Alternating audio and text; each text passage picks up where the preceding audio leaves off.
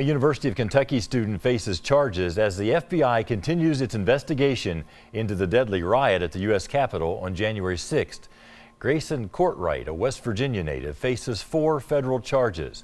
In a criminal complaint, federal investigators used Courtright's social media posts as evidence. Victor Puente explains the charges. The FBI agent in charge of the investigation into Grayson Courtright included pictures from her Twitter and Instagram accounts. They say show her at the U.S. Capitol and inside the building on the day it was attacked. They also included this picture from the Washington Post, which they say shows her at the back of the mob that initially clashed with police. They also have screenshots of a conversation between her and another user with the quotes, "It's history, I thought it was cool, and I don't know what treason is." Lexington defense attorney Dan Carmen told me looking at the case from the outside, one issue her attorneys will have to deal with will be prosecutors who may not have a lot of leeway.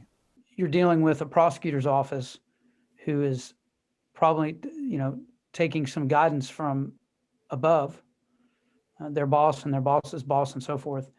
Courtright is a senior at the University of Kentucky, but she's from West Virginia. At last check, a petition to get her expelled has more than 2,000 signatures. A spokesperson for the university told us they won't comment on specific disciplinary action, but he did point out that the student code of conduct applies even if a student isn't on campus. Carmen says another issue, should the case go to trial, could be finding an impartial jury.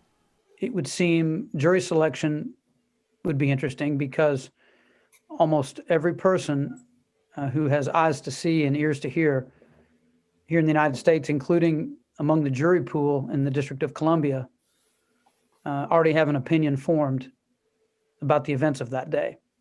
That complaint said her father told agents he was a lawyer, but if she was charged with anything, a separate attorney would be hired for her.